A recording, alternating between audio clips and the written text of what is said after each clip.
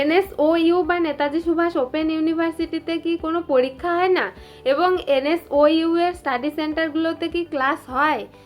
বই না নিলে কি ভর্তি ফি কমবে? চলুন এই সমস্ত প্রশ্নেরই অফিসিয়াল তথ্য অনুযায়ী উত্তর দেওয়ার চেষ্টা করব আজ এই ভিডিওতে। আপনি কি নেতাজি সুভাষ ওপেন ইউনিভার্সিটি বা এনএসওইউতে ভর্তি হয়েছেন বা ভর্তি হওয়ার কথা ভাবছেন, কিন্তু মাথায় ঘুরছে কয়েকটা খুব গুরুত্বপূর্ণ প্রশ্ন? এনএসওইউতে কি আদৌ পরীক্ষা হয়? নিয়মিত ক্লাস করতে হয়? স্টাডি সেন্টারে যেতে হয়? বই না নিলে কি ভর্তি ফি কমে যাবে? আর সবচেয়ে বড় প্রশ্ন, এনএসওইউ থেকে পড়াশোনা করলে ডিগ্রি কিভাবে সম্পূর্ণ হবে? আজকের ভিডিওতে এনএসওইউ নিয়ে সমস্ত কনফিউশন একে একে দূর করব। ভিডিওটি শেষ পর্যন্ত দেখবেন, কারণ ভিডিও শেষে আমি বলবো কার জন্য এনএসওইউ একটি ভালো অপশান এবং কার জন্য এনএসওইউতে ভর্তি হওয়ার আগে একবার ভেবে নেওয়া উচিত। প্রথম প্রশ্ন, এনএসওইউতে কি পরীক্ষা হয়? অনেকেই মনে করেন ওপেন ইউনিভার্সিটি মানে ভর্তি হলাম, কোনো পরীক্ষা দিতে হলো না আর এমনি ডিগ্রি পেয়ে গেলাম। এটা সম্পূর্ণই ভুল ধারণা। এনএসওইউতে পরীক্ষা হয় এবং বিশ্ববিদ্যালয়ের অফিসিয়াল এক্সামিনেশন সিস্টেম রয়েছে। বিশ্ববিদ্যালয়ের অফিসিয়াল ওয়েবসাইট থেকে এক্সামিনেশন সেন্টারের তালিকা এবং এক্সামিনেশন রিলেটেড নোটিশ প্রকাশ করা হয়। অর্থাৎ আপনি যদি এনএসওইউতে ভর্তি হন তাহলে শুধু অ্যাডমিশন নিলেই যে ডিগ্রি কমপ্লিট হয়ে যাবে এমনটা নয়।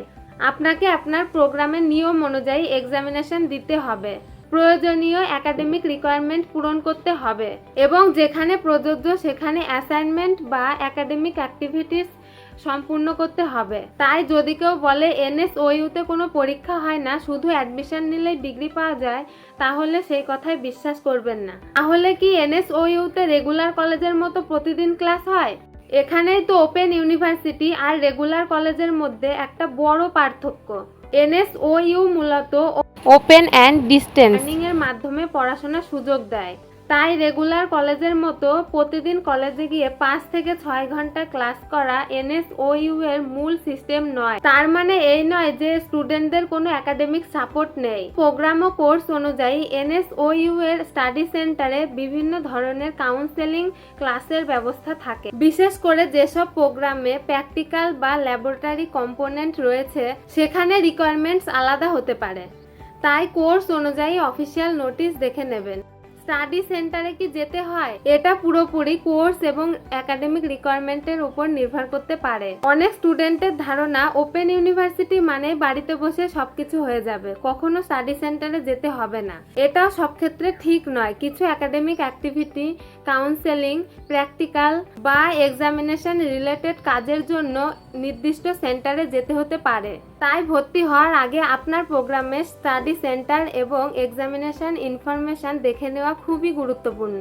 বিশেষ করে সায়েন্স বা প্র্যাকটিক্যাল বেসড প্রোগ্রাম হলে আরও বেশি সতর্ক থাকতে হবে। এবার আসি সেই গুরুত্বপূর্ণ প্রশ্নে, বই না নিলে কি ভর্তি ফি কমে? এই প্রশ্নটা নিয়ে অনেকের মধ্যে কনফিউশন রয়েছে। অনেকেই বলেন আমি প্রিন্টেড স্টাডি মেটেরিয়াল নেব না, তাই আমার ভর্তি ফি কমে যাবে। 2026-27 শিক্ষাবর্ষে যারা ভর্তি হতে যাচ্ছেন তাদের অফিসিয়াল নোটিশ দেখে নেওয়া যাক যে বই না নিলে কি ভর্তি ফি সত্যিই কমবে। এটি এনএসওইউ এর ইউজি অ্যাডমিশন নোটিফিকেশন 2026-27 এর অফিসিয়াল নোটিশ। এবার লক্ষ্য করুন এখানে ফিজ অংশে কি বলা হয়েছে।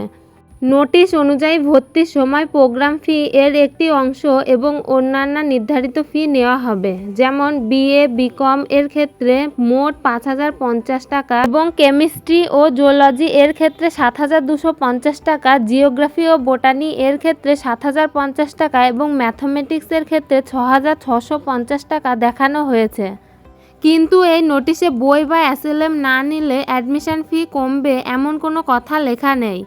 আবার বই না নেওয়ার জন্য কত টাকা কমবে এরকম কোনো অ্যামাউন্টও দেওয়া নেই। তাই এই নোটিশের ভিত্তিতে বই না নিলে ভর্তি ফি কম লাগবে বলা যাবে না। আর একটি গুরুত্বপূর্ণ বিষয়, নোটিশে printing of professional enrolment certificate and token of SLMS লেখা আছে, অর্থাৎ এসএলএম এর বিষয়টি উল্লেখ রয়েছে, কিন্তু এসএলএম না নিলে ফি কমবে এমন প্রভিশন এই নোটিশে নেই। এনএসওইউ এর স্টাডি মেটেরিয়াল বা বই কি খুবই গুরুত্বপূর্ণ? হ্যাঁ, স্টাডি মেটেরিয়াল স্টুডেন্টদের জন্য খুবই গুরুত্বপূর্ণ, কারণ ডিস্টেন্স এডুকেশনের ক্ষেত্রে সেলফ স্টাডি খুবই গুরুত্বপূর্ণ একটা অংশ।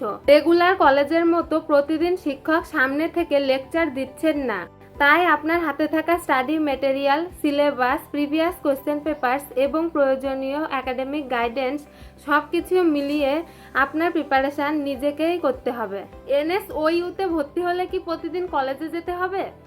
সাধারণত রেগুলার কলেজের মতো প্রতিদিন কলেজে যেতে হয় না। এই কারণেই এনএসওইউতে অনেক ওয়ার্কিং স্টুডেন্ট এবং চাকরির প্রস্তুতি নেওয়া স্টুডেন্ট, ফ্যামিলি রেসপন্সিবিলিটি থাকা স্টুডেন্ট বা যারা রেগুলার কলেজে যেতে পারছেন না, তাদের জন্য এনএসওইউ সুবিধাজনক হতে পারে। আপনি আপনার নিজের সময় অনুযায়ী অনেকটা সেলফ স্টাডি করতে পারেন। কিন্তু একটা ভুল করবেন না, ওপেন ইউনিভার্সিটি মানেই পড়াশোনা না করে ডিগ্রি নয়। এক্সাম আছে, একাডেমিক রিকোয়ারমেন্টস আছে। এনএসওইউতে পরীক্ষা কোথায় হয়? এনএসওইউ এর অফিসিয়াল ওয়েবসাইটে এক্সামিনেশন সেন্টার প্রকাশ করা হয় এবং নির্দিষ্ট সেন্টারে গিয়ে এক্সাম দিতে হয়। এনএসওইউ কার জন্য ভালো? এখন আসি সবচেয়ে প্র্যাকটিক্যাল প্রশ্নে। এনএসওইউ কার জন্য ভালো অপশন হতে পারে? যদি আপনি রেগুলার কলেজে না যেতে পারেন এবং চাকরি বা অন্যান্য কাজের পাশাপাশি পড়াশোনা চালিয়ে যেতে চান, নিজের সময় অনুযায়ী পড়তে চান। এবার আসি এনএসওইউ তে ভর্তি হওয়ার আগে কার জন্য একটু ভেবে নেওয়া উচিত। যদি আপনি রেগুলার কলেজে যেতে চান এবং ক্লাস করতে চান, টিচারের সামনে বসে ক্লাস এবং বন্ধুদের সাথে ক্যাম্পাস টাইম কাটাতে চান, তাহলে ট্র্যাডিশনাল রেগুলার কলেজ আপনার জন্য বেশি সুইটেবল হতে পারে। এই ভিডিওটি যদি এনএসওইউ সম্পর্কে আপনার কনফিউশন কিছুটা হলেও ক্লিয়ার করে থাকে, তাহলে ভিডিওটিতে একটি লাইক করে দিন।